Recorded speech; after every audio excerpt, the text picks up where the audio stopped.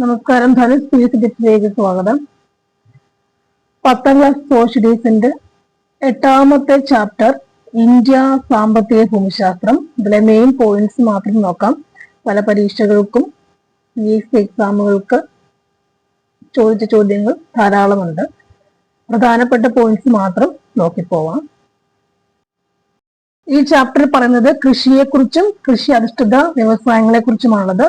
എപ്പോഴും സ്ഥിരം ചോദിക്കുന്ന ഒരു ചോദ്യങ്ങളിൽ ഒന്നാണ്. കൃഷി ചെയ്യുന്ന കാലത്തിന്റെ അടിസ്ഥാനത്തിൽ ഖാരിഫ്, റാബി, സയ്ദ് എന്നിങ്ങനെ 3 കാർഷിക കാലങ്ങൾ ഇന്ത്യയിലുണ്ട്. കൃഷി ചെയ്യുന്ന കാലത്തിന്റെ അടിസ്ഥാനത്തിൽ ഖാരിഫ്, റാബി, സയ്ദ് എന്നിങ്ങനെ 3 കാർഷിക കാലങ്ങൾ ഇന്ത്യയിലുണ്ട്. കാർഷിക കാലങ്ങളെ കുറിച്ച് നോക്കാം. 3 ഉള്ളത്.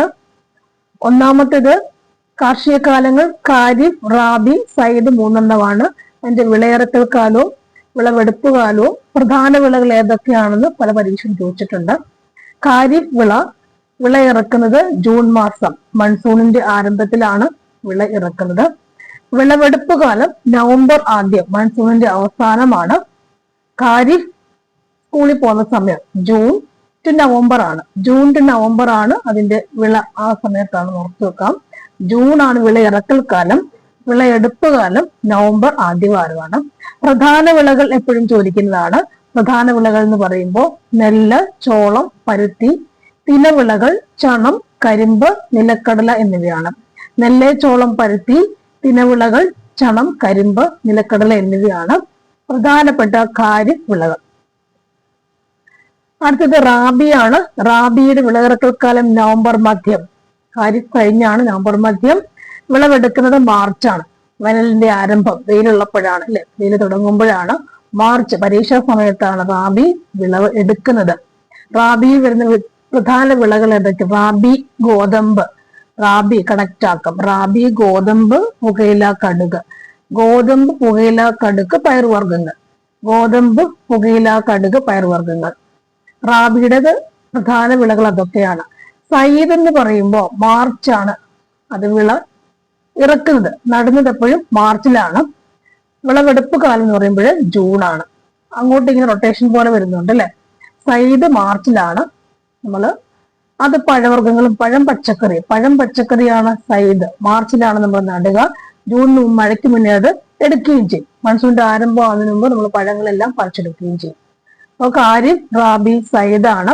പ്രധാന ഖാരിഫ് വിളകൾ നെല്ല്, ചോളം, പരുത്തി.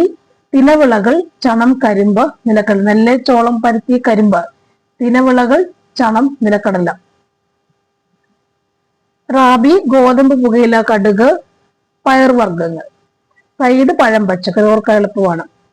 ചെറുധാന്യങ്ങളെയാണ് തിനവിളകൾ എന്ന് വിളിക്കുന്നത്.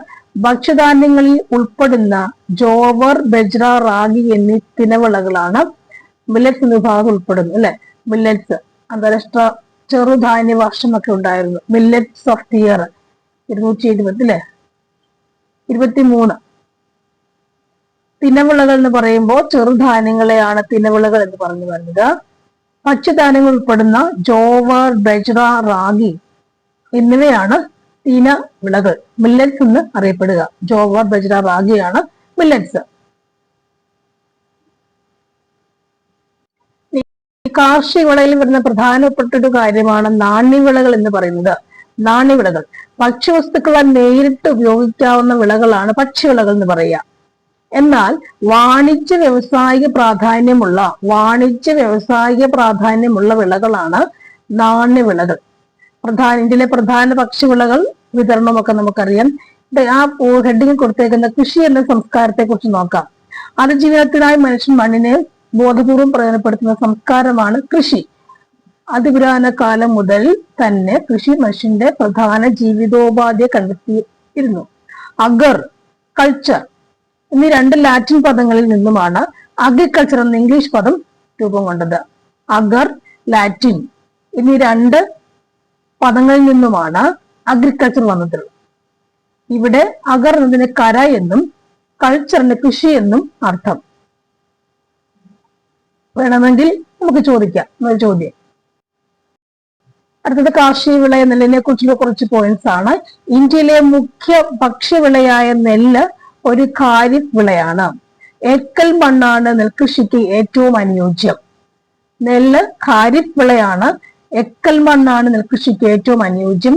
ഉയർന്ന താപനിലയും 24°C മുകളിൽ ധാരാളം മഴയും നെൽകൃഷിക്ക് ആവശ്യമാണ്.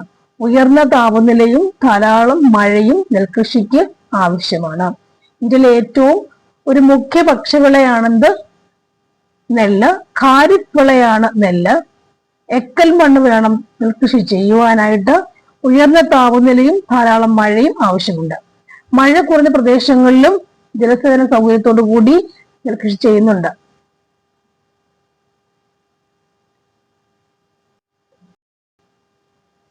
അടുത്തത് ഗോതമ്പാണ്. ഇന്ത്യയിൽ ഉൽപാദനത്തിൽ 2ാം സ്ഥാനത്തുള്ള ഭക്ഷ്യവിളയാണ് ഗോതമ്പ്. റാബിയാണ്. ഗോതമ്പ് റാബി വിളയാണ്. ഇന്ത്യ ഉൽപാദനത്തിൽ 2ാം സ്ഥാനം. ഉൽപാദനത്തിൽ 2ാം സ്ഥാനമാണ് ആർക്കുള്ളത്? ഗോതമ്പിനുള്ളത്. ഇന്ത്യയിൽ ഉൽപാദനത്തിൽ 2ാം സ്ഥാനമാണ് ഗോതമ്പിനുള്ളത്. ഗോതമ്പ് ഒരു റാബി വിളയാണ്. ഇനി നീർവാർച്ചയുള്ള എക്കൽ മണ്ണാണ് ഗോതമ്പ് കൃഷിക്ക് ഉത്തമം. നീർവാർച്ചയുള്ള എക്കൽ മണ്ണാണ് ഗോതമ്പ് കൃഷിക്ക് ഉത്തമം. മുഖ്യമായും മിതോഷ്ണ മേഖലയിൽ കൃഷി ചെയ്യുന്ന ഈ വിളയ്ക്ക് മിതോഷ്ണ മേഖലയിലാണ് ഗോതമ്പ് കൃഷി ചെയ്യുക. മിതോഷ്ണ മേഖലയിലാണ് ഗോതമ്പ് കൃഷി ചെയ്യുക. ഈ വിളയ്ക്ക് 10°C മുതൽ 26°C വരെ താപനിലയും 75 സെന്റിമീറ്റർ മഴയും ആവശ്യമുണ്ട്. 10°C മുതൽ 26°C വരെ താപനില, 75 സെന്റിമീറ്റർ മഴയും ആവശ്യമുണ്ട്. ഇന്ത്യ ഉൽപാദന 2ാം സ്ഥാനം ആർക്കാണ്? ഗോതമ്പിനാണ്. ഗോതമ്പ് റാബി വിളയാണ്. നീർവാർച്ചുള്ള എക്കൽ മണ്ണാണ് ഗോതമ്പ് കൃഷിക്ക് ഉത്തമം. മിതോഷ്ണ മേഖലയിൽ ആണ് ഇപ്പോഴത് കൃഷി ചെയ്യുക. മിതോഷ്ണ മേഖലയിലായിരിക്കും ഗോതമ്പ് കൃഷി ചെയ്യുക.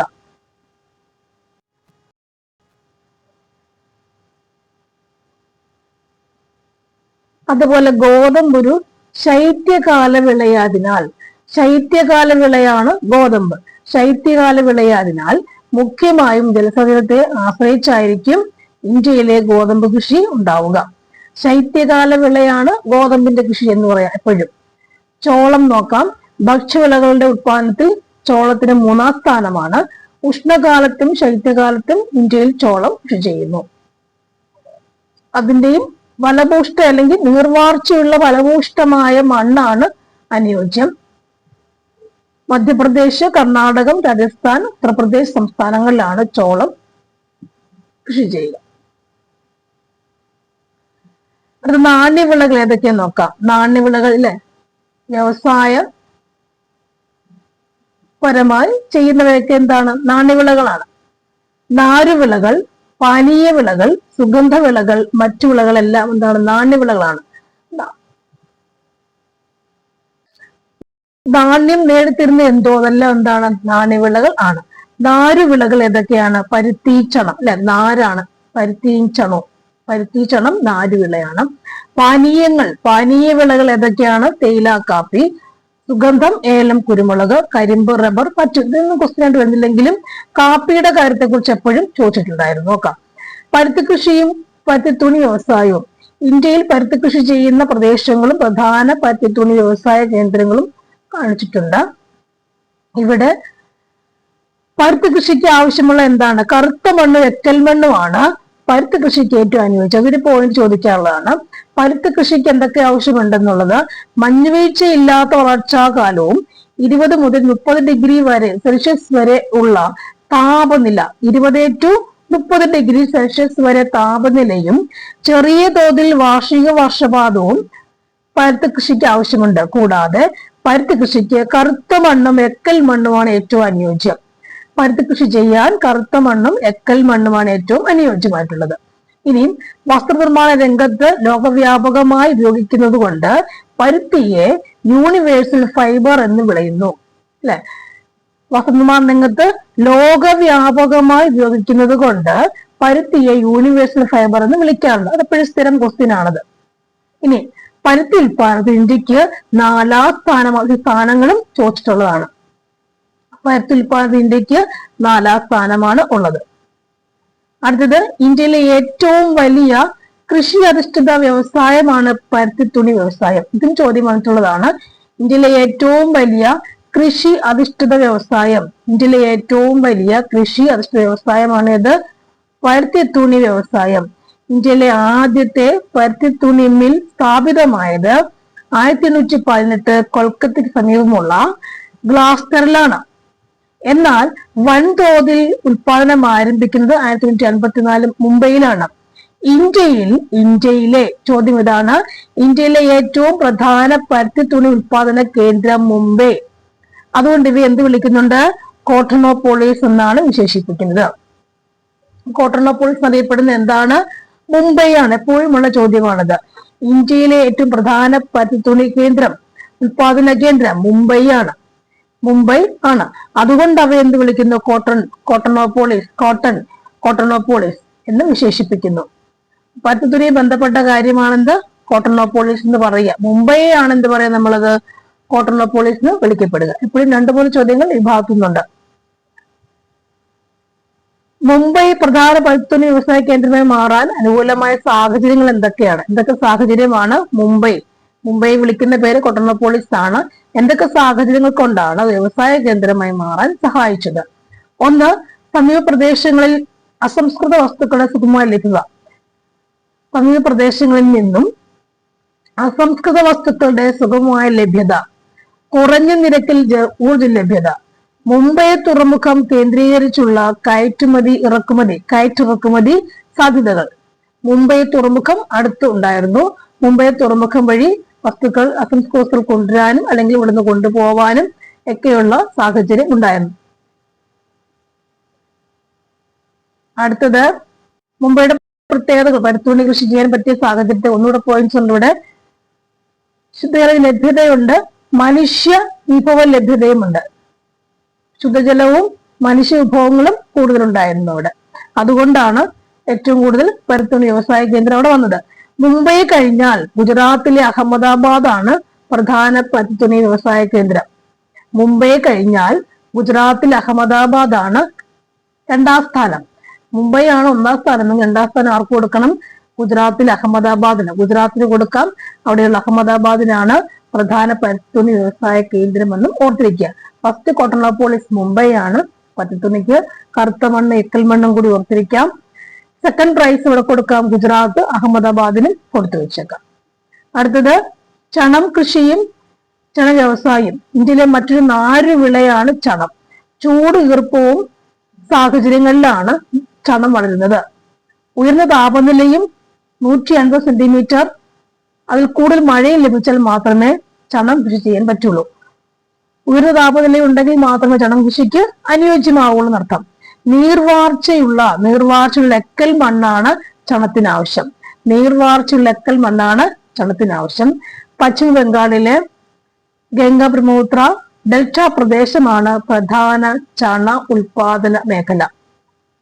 അപ്പോ പശ്ചിമ ബംഗാളിലെ ഗംഗ ബ്രഹ്മപുത്ര ഡെൽറ്റ പ്രദേശമാണ് പ്രധാനപ്പെട്ട ചണത്തിന്റെ ഉൽപാദന മേഖല എന്ന് പറയാം. പശ്ചിമ ബംഗാൾ, അസം, ഒഡീഷ എന്നീ ഭാഗങ്ങളിലെല്ലാം എന്തുണ്ട്? ചണം കൃഷി ചെയ്യുന്നുണ്ട്. പശ്ചിമ ബംഗാൾ, അസം, ഒഡീഷ പ്രധാന പ്രദേശം എവിടെയാണ്? പശ്ചിമ ബംഗാളിലുള്ള ഗംഗ ബ്രഹ്മപുത്ര ഡെൽറ്റ പ്രദേശങ്ങളിലാണ് ഏറ്റവും കൂടുതൽ ചണം കൃഷി ചെയ്യുന്നത്. കൂടാതെ അസം, ഒഡീഷയിലും ചണം കൃഷി ചെയ്യുന്നുണ്ട്. അടുത്തത് താരതമ്യേന വില കുറഞ്ഞ നാരുവിളയായതിനാൽ ഇന്ത്യയിൽ ഉത്പാദിപ്പിക്കുന്ന ചണനാരിനും ഉൽപ്പന്നങ്ങൾക്കും അന്താരാഷ്ട്ര വിവാദത്തിൽ ഏറെ പ്രാധാന്യമുണ്ട്. ചണ ഉൽപാദനത്തിൽ ഇന്ത്യക്ക് ലോകത്ത് 2ാം സ്ഥാനമുണ്ട്. സ്ഥാനം എന്ന് റിമൈൻഡ് ചെയ്യുക. ചണം ഉൽപാദനത്തിൽ ഇന്ത്യക്ക് ലോകത്ത് 2ാം സ്ഥാനമുണ്ട്. ചണം ഉൽപാദനത്തിൽ ഇന്ത്യക്ക് ലോകത്ത് 2ാം സ്ഥാനമാണ് ഉള്ളത്. സെക്കൻഡ് പ്രൈസ് എഴുതി അങ്ങ് വെക്കണം. അടുത്തത് തേയില. ഏറ്റവും കൂടുതൽ തേയില ഉൽപ്പാദിപ്പിക്കുന്ന രാജ്യമാണ് ഇന്ത്യ. അസം, അസം, പശ്ചിമ ബംഗാൾ, കേരളം, തമിഴ്നാട് എന്നീ സംസ്ഥാനങ്ങളിൽ ഇന്ത്യയിലെ തേയിലത്തോട്ടങ്ങൾ കൂടുതലായി കാണുന്നു. ഇനിയും 200 മുതൽ 250 സെന്റിമീറ്റർ വരെ കാർഷിക വർഷപാതവും 25 ഡിഗ്രി മുതൽ 30 ഡിഗ്രി സെൽഷ്യസ് വരെ താപനിലയുള്ള കുന്നിൻ ചെരുവുകളിലാണ് തേയിലകൃഷിക്ക് അനുയോജ്യം. മറ്റൊരു പ്രധാന പോയിന്റ് ഉള്ളത്, ജൈവാംശമുള്ള ജലം വാർന്നു പോകുന്ന മണ്ണാണ് ഈ തേയിലകൃഷിക്ക് അനുയോജ്യം. ജൈവാംശമുള്ള ജലം വാർന്നു പോകുന്ന മണ്ണാണ് തേയിലകൃഷിക്ക് അനുയോജ്യം എന്നുള്ളത്.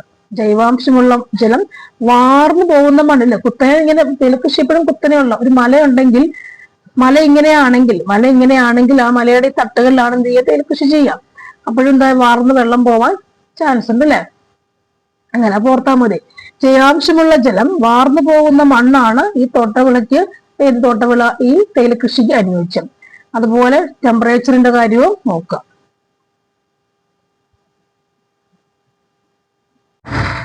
അടുത്ത കാപ്പിയാണ്. കാപ്പിയെ കുറിച്ച് എപ്പോഴും ചോദ്യങ്ങൾ ഉണ്ടാവാറുണ്ട്.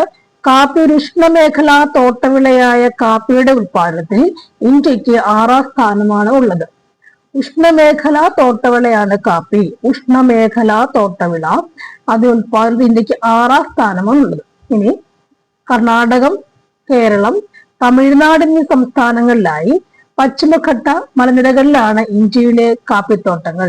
കർണാടകം, കേരളം, തമിഴ്നാട് സംസ്ഥാനങ്ങളിലായി കാണുന്ന പശ്ചിമഘട്ട മലനിരകളിലാണ്, കർണാടകം, കേരളം, തമിഴ്നാട് സംസ്ഥാനങ്ങളിലാണ് കാണുക. ഇനി മിതമായ താപനിലയും ഉയർന്ന ജലപാതവുമാണ് കാപ്പി കൃഷിക്ക് വേണ്ടത്. മിതമായ താപനില, ഉയർന്ന വർഷപാതം കാപ്പി കൃഷി അനുയോജ്യമായ സാഹചര്യം അതാണ്. മിതമായ താപനില, ഉയർന്ന വർഷപാതം അല്ലെ. ഉഷ്ണമേഖലാ തോട്ടവിളയാണ് കാപ്പി. ഇന്ത്യയിൽ 6ാം സ്ഥാനമാണ് കാപ്പി ഉൽപാദനത്തിലുള്ളത്. കർണാടകം, കേരളം, തമിഴ്നാട് സംസ്ഥാനങ്ങളിലാണ് കാപ്പി കാണുക.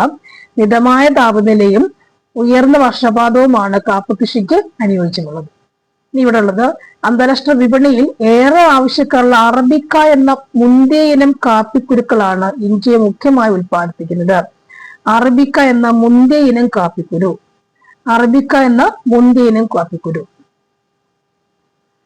ഇനി ആകെ ഉൽപാദനത്തിൽ 2/3 ഭാഗവും കർണാടകത്തിൽ നിന്നാണ്.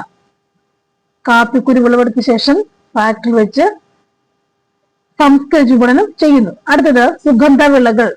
ഏലം, കുരുമുളക്, ജാതി, ഗ്രാമ്പു, ഇഞ്ചി എല്ലാം സുഗന്ധ വിളകളാണ്.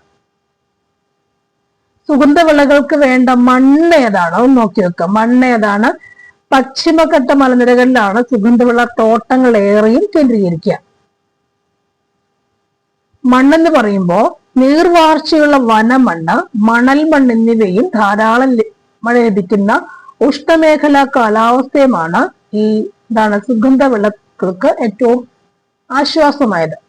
നീർവാർച്ചയുള്ള വനമണ്ണും അതുപോലെ മണൽ മണ്ണുമാണ് സുഗന്ധ വിളകൾക്ക് ഏറ്റവും അനുയോജ്യം. നീർവാർച്ചയുള്ള വനമണ്ണും മണൽ മണ്ണുമാണ് സുഗന്ധ വിളകൾക്ക് ഏറ്റവും അനുയോജ്യം. ഇനി ഉഷ്ണമേഖലാ വിളയ കരിമ്പിന് ഏറ്റവും ആവശ്യം? ചൂടും മഴയുമുള്ള കാലാവസ്ഥയാണ് വേണ്ടത്. കരിമ്പിന് ചൂടും മഴയും. കരിമ്പിൻ്റെത് കൊണ്ട് കരിമ്പും കാപ്പി അതുപോലെ ഇമ്പോർട്ടന്റ് ആയിരുന്നു. ഉഷ്ണമേഖലാ വിളയായ കരിമ്പ്, അതിന് ചൂടും മഴയും ഇടകലർന്ന കാലാവസ്ഥയാണ് ആവശ്യം. കറുത്ത മണ്ണ്, എക്കൽ മണ്ണ് തുടങ്ങിയ മണ്ണിനങ്ങൾ കരിമ്പ് കൃഷിക്ക് അനുയോജ്യമാണ്. കറുത്ത മണ്ണ്, എക്കൽ മണ്ണ് തുടങ്ങിയ മണ്ണിനങ്ങൾ എല്ലാം കരിമ്പിന് അനുയോജ്യമാണ്. കറുത്ത മണ്ണ്, എക്കൽ മണ്ണ് തുടങ്ങിയ മണ്ണിനങ്ങളാണ് കരിമ്പ് കൃഷിക്ക് അനുയോജ്യം. കരിമ്പ് ഉൽപാദനത്തിൽ ഇന്ത്യക്ക് 2ാം സ്ഥാനമുള്ളത്. കരിമ്പിന് 2ാം സ്ഥാനമാണ് വരിക. കരിമ്പിന് 2ാം സ്ഥാനമാണ് ഉള്ളത്.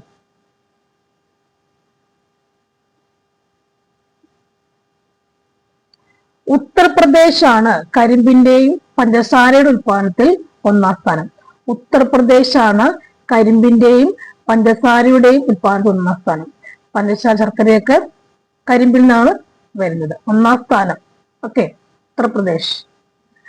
റബ്ബർ എന്ന് പറയുമ്പോൾ നോക്കാം. റബ്ബർ എന്താണ്? 25°C കൂടിയ താപനിലയും 180 സെന്റിമീറ്റർ മുകളിൽ മഴയുമാണ് റബ്ബറിന് ആവശ്യം. അതായത് ഇവിടെ മറ്റു കൃഷികൾക്ക് പൊതുവെ അനുകൂലമല്ലാത്ത ലാറ്ററൈറ്റ് മണ്ണ് റബ്ബർ കൃഷിക്ക് ഏറെ അനുയോജ്യമാണ്. റബ്ബർ കൃഷിക്ക് ഏറെ അനുയോജ്യമായ മണ്ണ് ഏതാണ്? ലാറ്ററൈറ്റ് മണ്ണ്. റബ്ബർ കൃഷിക്ക് ഏറ്റവും അനുയോജ്യമായ മണ്ണ് ഏതാണ്? ലാറ്ററൈറ്റ് മണ്ണ്. കേരളമാണ് ഇന്ത്യയിൽ ഏറ്റവും കൂടുതൽ റബ്ബർ ഉൽപ്പാദിപ്പിക്കുന്ന സംസ്ഥാനം. കേരളത്തിന്റെ പ്രധാന വരുമാന സ്രോതസ്സും റബ്ബറാണ്. കേരളമാണ് ഏറ്റവും കൂടുതൽ റബ്ബർ ഉൽപ്പാദിപ്പിക്കുന്ന സംസ്ഥാനം. ഒരു ക്വസ്റ്റ്യൻ അത്. മറ്റൊന്ന്, ലാറ്ററൈറ്റ് മണ്ണാണ് റബ്ബർ കൃഷിക്ക് ഏറ്റവും അനുയോജ്യം. ലാറ്ററൈറ്റ് മണ്ണാണ് റബ്ബർ കൃഷിക്ക് ഏറ്റവും അനുയോജ്യം. അടുത്തത് എന്താണ് പറയുക? ബ്രസീലാണ് റബ്ബറിന്റെ ജന്മദേശം. ബ്രസീലാണ് റബ്ബറിന്റെ ജന്മദേശം. 1875 ബ്രിട്ടീഷുകാരനായ സർ വില്യം ഹെൻറിയാണ് ഇന്ത്യയിലേക്ക് ആദ്യമായി റബ്ബർ വിത്തുകൾ കൊണ്ടുവന്നത്. മധ്യ തിരുവിതാംകൂറിലെ കുന്നിൻ ചരിവുകളിൽ ആരംഭിച്ച റബ്ബർ കൃഷി മലബാറിലേക്കുണ്ടായ കുടിയേറ്റത്തിലൂടെ വടക്കൻ ജില്ലകളിലേക്കും വ്യാപിച്ചു. ആദ്യം ആരംഭിക്കുന്നപ്പോൾ എവിടെയായിരുന്നു? മധ്യ തിരുവിതാംകൂറിലെ ആയിരുന്നു ആരംഭിക്കുക. പിന്നീട് വടക്കൻ മലബാറിന്റെ വടക്ക് ഭാഗങ്ങളിലേക്കും വ്യാപിച്ചു. ബ്രിട്ടീഷുകാരനായ സർ വില്യം ഹെൻറിയാണ് ഇന്ത്യയിലേക്ക് റബ്ബർ കൊണ്ടുവരിക. ബ്രിട്ടീഷുകാരനായ സർ വില്യം ഹെൻറിയാണ് ഇന്ത്യയിലേക്ക് റബ്ബർ കൊണ്ടുവരുന്നത്. റബ്ബറിന്റെ ജന്മദേശം എവിടെയാണ്? ബ്രസീലാണ് റബ്ബറിന്റെ ജന്മദേശം. ബ്രസീലാണ് റബ്ബറിന്റെ ജന്മദേശം. അടുത്തത് പ്രധാന ധാതുക്കൾ ഏതൊക്കെയെന്നുള്ളതാണ്. ധാതുക്കൾ ഏതൊക്കെയാണ്? ഇന്ത്യയിലെ സമ്പദ് വ്യവസ്ഥയെ ബാധിക്കുന്ന ധാതുക്കൾ ഏതൊക്കെയെന്നാണ് ചോദ്യം. ധാതുക്കൾ ലോഹധാതുക്കളും അലോഹധാതുക്കളും ഉണ്ട്. ലോഹധാതുക്കളിൽ തന്നെ 2 ഇരുമ്പിന്റെ അംശമുള്ളവ, ഇരുമ്പിന്റെ അംശം ഇല്ലാത്തവ. ഇരുമ്പിന്റെ അംശമുള്ള ഏതൊക്കെയാണ്? ഇരുമ്പും ഇരുമ്പൈരും മാംഗനീസുമാണ് ധാതുക്കൾ. ഇരുമ്പൈരും മാംഗനീസുമാണ് ഇരുമ്പിന്റെ അംശമുള്ള ധാതുക്കൾ. പിന്നെ സ്വർണം, വെള്ളി, ചെമ്പ്, ബോക്സൈറ്റ് ഇവയെല്ലാം എന്താണ്? ഇരുമ്പിന്റെ അംശമില്ലാത്ത ധാതുക്കളാണ്. അതായത് ഇന്ത്യയുടെ സമ്പത്ത് കൂട്ടാൻ വേണ്ടിയുള്ള മാർഗങ്ങളിൽ പെടുന്ന ധാതുക്കൾ ഏതൊക്കെയാണ്? സ്വർണം, വെള്ളി, ചെമ്പ്, ബോക്സൈറ്റ്. അതൊക്കെ ഇരുമ്പിന്റെ അംശം ഇല്ലാത്തവയാണ്.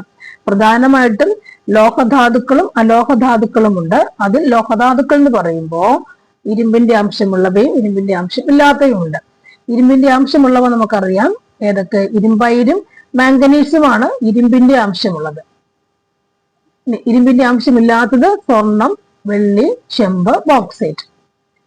അലോഹധാതുക്കൾ എന്ന് പറയുമ്പോൾ ലോഹമല്ലാത്തവ. അലോഹധാതുക്കൾ എന്ന് പറയുമ്പോൾ അത് ഏതൊക്കെയാണ്? ധാതു ഇന്ധനങ്ങളും മറ്റു ധാതുക്കളും വരുന്നു. ധാതു ഇന്ധനങ്ങൾ എന്ന് പറയുമ്പോൾ ഏതാണത്? ധാതു ഇന്ധനം, കൽക്കരി, പെട്രോൾ എന്നിവയാണ് ധാതു ഇന്ധനമായി ഉപയോഗിക്കുക. അല്ലെ? ഇന്ധനമായി ഉപയോഗിക്കുന്ന ധാതുക്കളാണെന്ത്? ധാതു ഇന്ധനം. ഇന്ധനമായി ഉപയോഗിക്കുന്നവ കൽക്കരി, പെട്രോൾ എന്നിവ ഇന്ധനമായി ഉപയോഗിക്കുന്നില്ല വണ്ടികളിലുമൊക്കെ. കൽക്കരി, പെട്രോളിയം ആണെന്ത്? ധാതു ഇന്ധനങ്ങൾ. കൽക്കരി, പെട്രോളിയം ധാതു ഇന്ധനങ്ങൾ. മറ്റു ധാതുക്കളിൽ വരുന്ന ഏതായിരുന്നു? ഒന്ന് അഭ്രമാണ്. അല്ലെ? അഭ്രമാണ് ഏറ്റവും കൂടുതൽ തിരുവനന്തപുരത്ത് കൂടുതൽ കാണപ്പെടുന്ന സാധനമാണ് അഭ്രം. അഭ്രമാണ് മറ്റു ധാതുക്കളിൽ വരിക. ഏറ്റവും കൂടുതലായിട്ട് കാണപ്പെടുന്നത് അലോഹധാതുക്കൾ. അപ്പൊ അല്ലെങ്കിൽ എന്താ പറയാ, പണം കൂടുതലായി എത്തിക്കുന്ന, സമ്പത്ത് കൂടുതലായി ഇന്ത്യക്ക് നേടിക്കൊടുക്കുന്ന ധാതുക്കളാണ് ഇവർ ഇത്രയും പേര്. അല്ലെ? അവരെ പ്രത്യേകം നോട്ട് ചെയ്ത് വെക്കണം. ഇരുമ്പയിര്, മാംഗനീസ് അത് ഇരുമ്പിന്റെ അംശമുള്ളവ. സ്വർണം, വെള്ളി, ചെമ്പ്, ബോക്സൈറ്റ് ഇരുമ്പിന്റെ അംശമില്ലാത്തവ. കൽക്കരി, പെട്രോളിയം എന്നിവ ധാതു ഇന്ധനങ്ങളാണ്. അഭ്രം അതെന്താണ്? മറ്റു ധാതുക്കളുടെ കൂട്ടത്തിൽ പെടുത്താവുന്നത്. ഇവയെല്ലാം ഇന്ത്യക്ക് സമ്പത്ത് അല്ലെങ്കിൽ പണം നേടിക്കൊടുക്കുന്ന ധാതുക്കളായി വരുന്നവയാണ്. ലോഹങ്ങളുടെ സ്രോതസ്സുകളാണ് ലോഹധാതുക്കൾ. അല്ല, അതിപ്പോ ഇന്ന് കഴിഞ്ഞിരുന്നു. നെക്സ്റ്റ്, ഇരുമ്പയിൽ നിന്നുമാണ് ഇരുമ്പെന്ന ലോഹം വേർതിരിക്കുന്നത്. Magnetite, haematite, limonite, siderite. അല്ലെ? ഇവിടെ അല്ലെങ്കിൽ പോലും എപ്പോഴും എന്താണ്? ഇരുമ്പിന്റെ അയിരുകൾ ഏതൊക്കെയും ചോദിക്കാറുണ്ട്.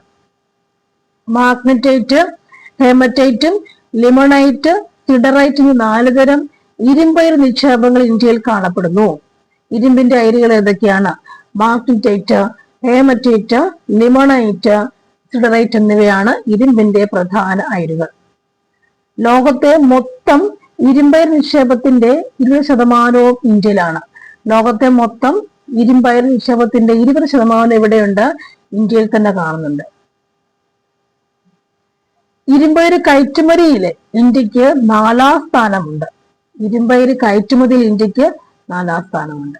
ഇന്ത്യയിൽ ഖനനം ചെയ്യുന്ന ഇരുമ്പയിരിന്റെ 50 മുതൽ 60% വരെ ജപ്പാൻ, കൊറിയ, യൂറോപ്യൻ രാജ്യങ്ങൾ, ഗൾഫ് രാജ്യങ്ങൾ എന്നിവിടങ്ങളിലേക്കാണ് കയറ്റുമതി ചെയ്യുക. അതുപോലെ ഇന്ത്യയിലെ ഇരുമ്പയിരിന്റെ ആഭ്യന്തര ഉപയോഗം വർദ്ധിച്ചിട്ടുണ്ട്. ഇനി ഏതൊക്കെ എപ്പോഴും ചോദിക്കുന്ന ചോദ്യങ്ങളിൽ പെടുന്നതാണ് താഴെ വരാൻ പോകുന്നത്. ഇന്ത്യയിലെ പ്രധാന ഇരുമ്പയിര് ഖനന മേഖലകൾ. ഇന്ത്യയിലെ പ്രധാന ഇരുമ്പയിര് ഖനന മേഖലകൾ ഏതൊക്കെയാണ്? പ്രധാന ഇരുമ്പയിര് ഖനന മേഖലകൾ ഏതൊക്കെയാണ് അല്ലെ? ഒഡീഷയിലുള്ള ഏതൊക്കെയുണ്ടെന്ന് പറയാം. സുന്ദർഗഡ്, മയൂർഭഞ്ച്, ധാർ. സുന്ദർഗഡ്, മയൂർഭഞ്ച്, ധാർ എന്നിവ ഇന്ത്യയിലെ അല്ലെ ഒഡീഷയിലെ ഖനന മേഖലകൾ. ഇന്ത്യയിലെ സംസ്ഥാനങ്ങളായ ഒഡീഷ, ജാർഖണ്ഡ്, കർണാടകം, ഗോവ, തമിഴ്നാട് ഈ സംസ്ഥാനങ്ങളെല്ലാം തന്നെ ഇന്ത്യയുടെ അല്ലെങ്കിൽ ഇരുമ്പയിര് കൂടുതലായി അവിടുന്ന് ഖനനം ചെയ്തെടുക്കാറുണ്ട്. ഒഡീഷയിലെ പ്രധാന ഖനന മേഖലകൾ ഏതൊക്കെയാണ്? സുന്ദർഗഡ്, മയൂർഭഞ്ച്, ധാർ എന്നിവയാണ്. ജാർഖണ്ഡിലെ ഏതൊക്കെയാണ്? സിംഗ്ഭൂം, ദുർഗ് അല്ലെ എന്നീ ഖനന മേഖലകളാണ്. കർണാടകത്തിലെ ബെല്ലാരി, അത് ഓർക്കാൻ എളുപ്പമുണ്ട് അല്ലെ, അങ്ങോട്ടിടുന്നത്. ബെല്ലാരി, ചിക്മഗലൂർ, ഷിമോഗ, ചിത്രദുർഗ്. ചിക്മഗലൂർ, ഷിമോഗ, ചിത്രദുർഗ് എന്നിവ കർണാടകത്തിലെയാണ്. കർണാടകത്തിലെ ഇരുമ്പയിര് ഖനന മേഖലകളാണ്. ചിത്രദുർഗ്, ഷിമോഗ, ചിക്മഗലൂർ, ബെല്ലാരി ചിക്, ഷിമോഗ, ചിത്ര അല്ലെ. ബെല്ലാരി ചിക്, ഷിമോഗ, ചിത്ര എന്ന് പറഞ്ഞാൽ അത് കർണാടകത്തിലെ ഇരുമ്പയിര് നിക്ഷേപങ്ങളാണ്. ഗോവയുടെ മർമഗോവ, അത് എളുപ്പമുണ്ട്. തമിഴ്നാട്, സേലം, നീലഗിരി. നീലഗിരി സേലം കൂടി വന്നാൽ ഇരുമ്പയിര് കിട്ടും നോക്കാം. എപ്പോഴും ചോദിക്കുന്ന ചോദ്യം ഒഡീഷയാണ് ചോദിക്കുക. സുന്ദർഗഡ്, മയൂർഭഞ്ച്, ഝാർ അല്ലെ. സുന്ദർഗഡ് ആണ് ചോദിക്കാറുണ്ട്, മയൂർഭഞ്ച് അല്ല. സുന്ദർഗഡ് എപ്പോഴും ചോദിക്കുന്നുണ്ട്. ഇരുമ്പയിര് കേന്ദ്രം എവിടെയാണ്? അത് ഒഡീഷയിലാണ് കേട്ടോ. ഈ ഇരുമ്പയിര് ഖനന കേന്ദ്രങ്ങൾ എവിടെയാണ്? ഏത് സംസ്ഥാനത്തെന്നാ ചോദ്യം വരിക അല്ലെ. എപ്പോഴും ചോദിക്കും സുന്ദർഗഡിനെയാണ്. ആൻസർ എപ്പോഴും ഒഡീഷയായിരുന്നു. നോക്കാം. ഇന്ത്യയിലെ ഏറ്റവും വലിയ ധാതു അധിഷ്ഠിത വ്യവസായമാണ് ഇരുമ്പുരുക്ക് വ്യവസായം. ധാതു അധിഷ്ഠിത വ്യവസായം, ധാതുക്കളുള്ള വ്യവസായം, ഇരുമ്പുരുക്ക് വ്യവസായം. ഇരുമ്പുരുക്ക് വ്യവസായശാലകൾക്ക് ആവശ്യമായ അസംസ്കൃത വസ്തുക്കളാണ് എന്തൊക്കെ? ഇരുമ്പയിര്, കൽക്കരി, മാംഗനീസ്, ചുണ്ണാമ്പുകല്ല്, ഡോളമൈറ്റ് എന്നിവ. ഇരുമ്പുരുക്ക് വ്യവസായശാലകൾക്ക് ആവശ്യമായ അസംസ്കൃത വസ്തുക്കൾ ഏതൊക്കെയാണ്? ഇരുമ്പുരുക്ക് വ്യവസായശാലകൾക്ക് ആവശ്യമായ അസംസ്കൃത സാധനങ്ങളിൽ ഒന്നാണെന്ത്, അല്ലെങ്കിൽ ഏതൊക്കെയാണത്? ഇരുമ്പുരുക്ക് വ്യവസായശാലകൾക്ക് ആവശ്യമായ അസംസ്കൃത വസ്തുക്കൾ ഇരുമ്പയിര്, കൽക്കരി, മാംഗനീസ്, ചുണ്ണാമ്പുകല്ല്, ഡോളമൈറ്റ് എന്നിവയാണ്. ഇനി ഇരുമ്പുരുക്ക് വ്യവസായത്തിലെ പ്രധാന അസംസ്കൃത വസ്തു ഏതാണ്? കൽക്കരിയാണ്. ഇന്ത്യയിലെ ഇരുമ്പയിർ നിക്ഷേപങ്ങൾ കൽക്കരി പാടങ്ങൾക്ക് സമീപത്തെ കാണപ്പെടുന്നു എന്നത് ധാരാളം വ്യാവസായിക പ്രാധാന്യമുണ്ട്. അപ്പൊ ഇനി ഈ അസംസ്കൃത വസ്തുക്കളുടെ ലഭ്യത, ജലലഭ്യത, ഗതാഗത സൗകര്യങ്ങൾ, കയറ്റുമതി സൗകര്യങ്ങൾ, തൊഴിലാളികളുടെ ലഭ്യത തുടങ്ങിയവയെല്ലാം എന്താണ്? ഇരുമ്പുരുക്ക് വ്യവസായത്തിന്റെ സ്ഥാനനിർണയം പരിഗണിക്കപ്പെടുന്നവ. അവ ഏതൊക്കെയാണ്? അടുത്ത ചാർട്ട് വരുന്നതാണ്. ഏതൊക്കെയാണ്? എപ്പോഴും ചോദിക്കുന്ന ചോദ്യങ്ങളാണ്. പ്രധാനപ്പെട്ട ഇരുമ്പുരുക്ക് വ്യവസായശാലകളുടെ പട്ടികകൾ അല്ലെ, ഓരോന്നായി നോക്കാം. ഏതൊക്കെയാണെന്ന് ആദ്യം നോക്കാം. ഇരുമ്പുരുക്ക് ശാലകൾ ഏതൊക്കെയാണ്? ഒന്ന് ടാറ്റ ഇരുമ്പുരുക്ക് കമ്പനി അല്ലെ. അടുത്തത് Indian iron and steel company, Visvesvaraya iron and steel works limited, Hindustan steel limited Rourkela, Hindustan steel limited Durgapur, Hindustan steel limited Bokaro. ഇനി ഓരോന്നോരോന്നും നോക്കിയേക്കാം അല്ലെ. ഈ ടാറ്റ ഇരുമ്പുരുക്ക് കമ്പനി ടിസ്കോ സ്ഥിതി ചെയ്യുന്ന സ്ഥലം ഏതാണ്? ജംഷഡ്പൂർ, ജാർഖണ്ഡ് ആണ്. ടാറ്റ ഇരുമ്പുരുക്ക് കമ്പനി സ്ഥിതി ചെയ്യുന്ന സ്ഥലം ജംഷഡ്പൂർ, ജാർഖണ്ഡ് ആണ്. അതിന്റെ പ്രത്യേകത എന്താണ്? ഏറ്റവും വലിയ സ്വകാര്യ മേഖല ഇരുമ്പുരുക്ക് വ്യവസായശാലയാണ് ടിസ്കോ. ഏറ്റവും വലിയ സ്വകാര്യ മേഖല, അങ്ങനെ തന്നെയാണ് ചോദ്യം വന്നേക്കുന്നത്. ഏറ്റവും വലിയ സ്വകാര്യ മേഖല ഇരുമ്പുരുക്ക് വ്യവസായശാല. ഏറ്റവും വലിയ സ്വകാര്യ മേഖല ഇരുമ്പുരുക്ക് വ്യവസായശാല ഏതാണ്? ടിസ്കോ. എവിടെ സ്ഥിതി ചെയ്യുന്നു? ജംഷഡ്പൂരിൽ. അടുത്തത് Indian iron and steel company. Indian iron and steel company, അത് കുൾട്ടി, ബർണർ ബർണർ ബർണപൂർ ബർണാപൂർ എന്ന് വേണേ വായിക്കുന്നില്ലേ. ബർപൂർ അങ്ങനെ വായിക്കോ? ബർണപൂർ എന്തായാലും ബർണപൂർ എന്നാണ് അല്ലെ. ബർണപൂർ നമുക്ക് ഓപ്ഷൻ നോക്കി മാർക്ക് ചെയ്യല്ലോ. ബർണാപൂർ, ഹിരാപൂർ. പശ്ചിമ ബംഗാളിലെ കുൾട്ടി സ്ഥലം എപ്പോഴും നമ്മൾ കേൾക്കുന്നതാണ്, കുൾട്ടി.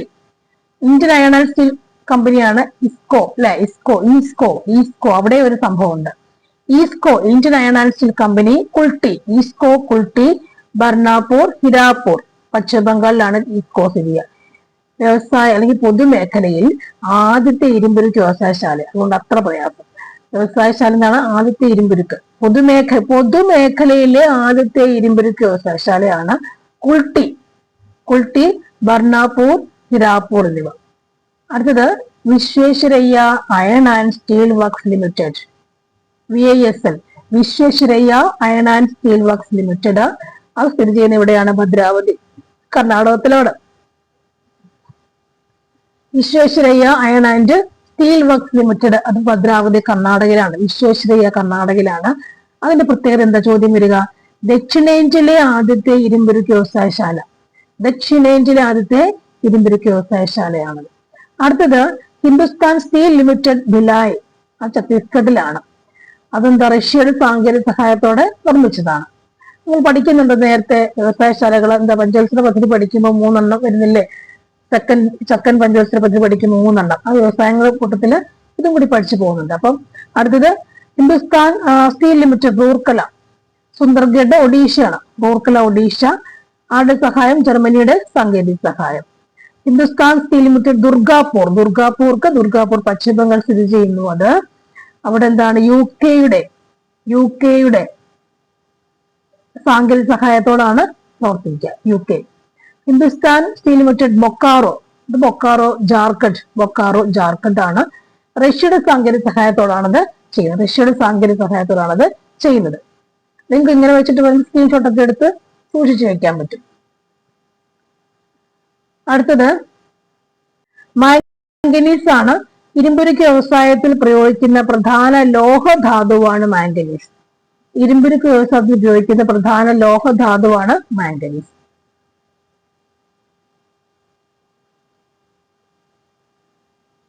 ഇരുമ്പയിര് നിക്ഷേപങ്ങൾക്ക് സമീപമായി പൊതുവെ മാംഗനീസ് നിക്ഷേപങ്ങളും കണ്ടുവരുന്നുണ്ട്. അടുത്തത് ഒഡീഷയാണ് ഏറ്റവും മാംഗനീസിന് മുൻപിൽ, ഒഡീഷയാണ് ഏറ്റവും കൂടുതൽ കിട്ടുക. കർണാടകം, മാംഗനീസ് ഒഡീഷയാണ്. കർണാടകം, മഹാരാഷ്ട്ര, മധ്യപ്രദേശ് എന്നിവയാണ് മറ്റു പ്രധാന ഉൽപാദക സംസ്ഥാനങ്ങൾ. ഇരുമ്പുമായി കൂട്ടിക്കലർത്തി സങ്കരലോഹങ്ങൾ നിർമ്മിക്കുന്നതിനും മാംഗനീസ് ഉപയോഗിക്കുന്നുണ്ട്. ഇരുമ്പുമായി കൂട്ടിക്കലർത്തി സങ്കരലോഹങ്ങൾ നിർമ്മിക്കുന്നതിന് മാംഗനീസ് ഉപയോഗിക്കുന്നു. അതുപോലെ തന്നെ ഇന്ത്യയിലെ മറ്റു ധാതുക്കളെ കുറിച്ച് നോക്കാം അല്ലെ. ധാതുക്കൾ സ്വർണമാണ് ഉപയോഗം, ആഭരണ നിർമ്മാണം, ഉൽപാദക